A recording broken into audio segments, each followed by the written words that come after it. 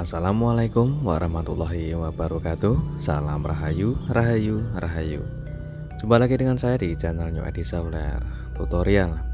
Di kesempatan kali ini saya akan meneruskan dari episode yang kemarin, yaitu dimana saya mengerjakan Oppo A15s ini dengan kondisi handphone habis kemasukan air ya teman-teman. Kelihatan jelas di bagian lensa kaca kamera, di dalamnya masih ada sisa airnya. Dan di episode yang kemarin atau di part yang pertama itu sudah saya jelaskan ya teman-teman. Ini hanya sebagian cuplikan dari awal proses pengerjaan atau perbaikan pembongkaran handphone Oppo A15s ini, yaitu setelah saya coba untuk pembongkaran masih ada sisa air di dalam mesin seperti ini teman-teman.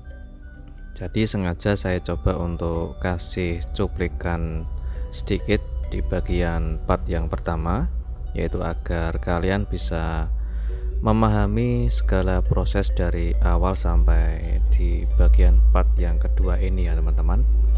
Jadi untuk di bagian part yang pertama itu perbaikan atau proses penggantian LCD karena handphone yang sudah pernah kena air ini yang sudah saya perbaiki itu sudah menyala dan sudah saya ganti LCD, sudah bisa kembali normal. Namun ada kendala di bagian kamera masih tidak bisa berfungsi teman-teman, disebabkan oleh bagian soket konektor kamera itu ada beberapa pin kaki konektor kamera yang korosi disebabkan oleh kemasukan air teman-teman. Ini untuk di bagian mesin sudah saya coba untuk koreksi lebih detail apakah ada sisa korosi lagi atau tidak. Jadi setelah kita cek, apabila handphone yang kemasukan air, alangkah baiknya kalau saran saya dibersihkan secara total dan dicek kembali teman-teman. Tujuannya untuk menghindari resiko dan juga untuk mengurangi resiko juga, agar setelah handphone jadi atau sudah selesai tidak ada problem lagi seperti yang saya kerjakan ini. Jadi apabila kalian mendapatkan kerusakan yang sama, saya sarankan dicek lebih detail lagi teman-teman. Tujuannya agar tidak dua kali kerja ya teman-teman. Sekali perbaikan usahakan benar-benar sampai selesai dan normal semua. Oke, ini adalah cuplikan setelah saya bongkar untuk di bagian LCD-nya. Ternyata masih ada banyak air di dalam LCD teman-teman.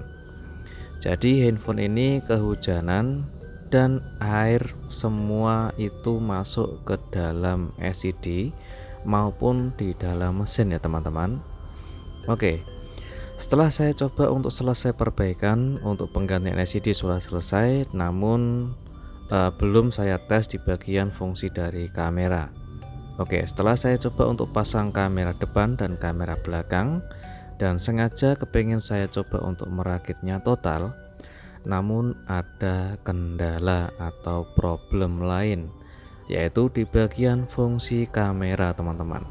Oke, setelah saya coba untuk selesaikan dan selesai saya pasang atau penggantian LCD, alhamdulillah itu LCD-nya masih tampil dan normal dan pemasangannya pun presisi dan rapi teman-teman. Namun ada kendala di bagian kamera. Kamera tidak mau berfungsi sama sekali atau tidak bisa dibuka sama sekali. Jadi gambarnya hanya blank warna hitam saja teman-teman. Oke, jadi pengaruh atau penyebab dari kamera tidak berfungsi adalah bagian ini, yaitu di bagian soket konektor kamera yang sudah saya bersihkan namun masih ada sisa korosi teman-teman. Yang saya maksud adalah di situ. Jadi intinya kalau kita mengerjakan handphone yang habis kemasukan air, alangkah baiknya dicek secara detail teman-teman. Oke, setelah kita mendapati kerusakan yaitu di bagian kamera tidak bisa berfungsi yang disebabkan oleh masih tertinggalnya ada korosi dan juga ada beberapa pin kaki pada jalur soket fleksibel konektor kamera itu hangus atau putus jalur teman-teman. Oke, setelah kita klik seperti ini, untuk memastikan di bagian kondisi kaki konektornya, apakah ada kaki yang patah atau tidak. Oke, jadi untuk kedua kamera ini kita kerik satu persatu di bagian setiap kaki konektor yang terdapat korosi atau hangus ya teman-teman, agar kakinya bisa kelihatan jelas di bagian mana yang terdapat korosi. Kita lapisi dulu menggunakan solasi anti panas di bagian modul lensa kameranya. Tujuannya agar kamera tidak blur atau tidak meleleh yang menyebabkan hasil kamera tidak bisa bagus ya teman-teman, karena kita mengerjakan menggunakan ujung solder seperti ini untuk melepas kaki soket konektor fleksibel kameranya. Dengan hati-hati untuk kita angkat, yaitu mengambil soket konektornya seperti ini.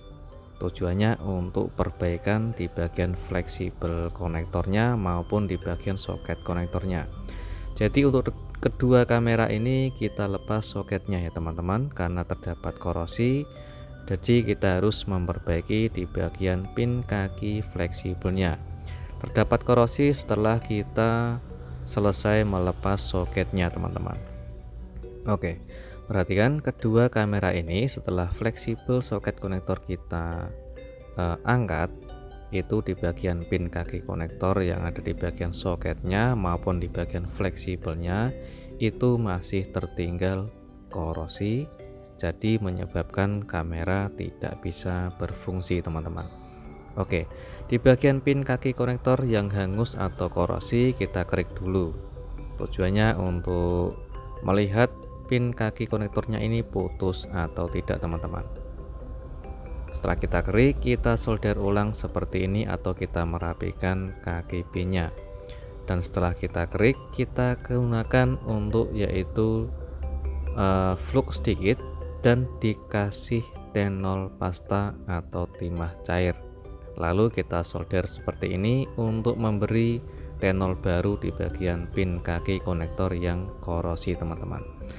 Setelah kita kasih tenol baru di bagian fleksibel kamera, selanjutnya kita klik di bagian soketnya atau di bagian pin kaki konektornya.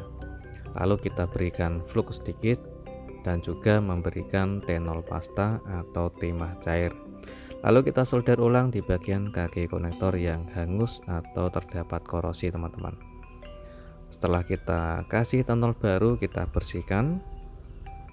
Oke, setelah kita kasih tenol di bagian kaki konektor yang hangus terdapat korosi, sudah bersih, lalu kita presisikan kembali soket konektornya ke fleksibel kamera. Berikutnya untuk kamera yang kedua ini kita solder ulang juga di bagian pin kaki konektor yang terdapat korosi teman-teman. Oke, kita bisa menambahkan tenol pasta atau timah cair. Kita gunakan flux sedikit dan kita solder ulang seperti ini, yaitu untuk memberikan tenol baru teman-teman. Oke, jika kita sudah memberikan tenol baru seperti ini, selanjutnya apabila soket konektornya itu kakinya tidak korosi alias masih bersih, kita bisa langsung mempresisikan untuk proses pemasangan ulang. Oke, kita presisikan dulu, harus benar-benar presisi untuk pemasangannya teman-teman. Jika sudah presisi, kita siapkan alat solder dengan suhu panas di angka 400 Celcius teman-teman. Kita letakkan fleksibelnya seperti ini dan jangan lupa lindungi modul lensa kamera menggunakan solasi anti panas agar tidak meleleh. Kita letakkan fleksibelnya seperti ini untuk proses pemasangan soket konektornya. Setelah presisi, kita tekan halus untuk memaksimalkan pengerjaan teman-teman. Setelah itu kita dinginkan dulu untuk kamera yang fleksibelnya warna hijau. Sekarang kita kerjakan untuk kamera yang satunya, yaitu dengan fleksibel warna hitam. Kita presisikan soket konektornya ke fleksibel ya teman-teman. Jangan lupa, yang saran saya itu di bagian modul lensa kamera harus kita lindungi menggunakan solasi anti panas. Tujuannya untuk menghindari resiko agar hasil kamera itu tetap jernih dan bersih teman-teman. Kita bersihkan sisa fluknya dan kita cek ulang hasilnya seperti apa setelah selesai untuk pemasangan atau perbaikan soket konektor yang terdapat korosi. Setelah kita perbaiki untuk di bagian pin kaki konektornya, hasilnya seperti ini, sudah terpasang presisi dan hasilnya sudah rapi teman-teman. Oke, tinggal kita buang solasi anti panas yang kita lindungi di bagian modul lensa kameranya. Perhatikan, untuk di bagian modul lensa kameranya masih utuh dan bersih ya teman-teman. Tidak ada bekas leleh ataupun tidak ada bekas sisa fluk yang terdapat di dalam kamera. Jadi kalau kita mengerjakan dengan hati-hati dan ekstra bersih, insya Allah nanti hasilnya bisa rapi dan bersih teman-teman. Kita tinggal merakit di bagian pemasangan kamera depan dan juga kamera belakang. Usahakan untuk di bagian kamera atau lensa kamera apabila kotor kita bersihkan dulu untuk membersihkan apabila masih ada sisa debu seperti debu tisu ataupun kotoran lainnya. Tujuannya nanti hasil kameranya agar bisa bersih dan jernih dan juga bisa fokus kembali teman-teman. Oke, untuk di bagian kaca lensa kamera ini kita cek, jika bersih kita lanjut untuk proses perakitan. Kita lanjut untuk proses perakitan yaitu perakitan total. Kita akan selesaikan pengerjaan untuk hasil kameranya apakah bisa berfungsi dengan normal atau tidak teman-teman. Oke, kita langsung saja untuk proses perakitan terakhir untuk pemasangan backdoor teman-teman. Jika kalian sudah yakin kita bisa langsung merakitnya, tapi jika belum yakin kita cek dulu untuk menyalakan atau memfungsikan atau membuka kamera ya teman-teman.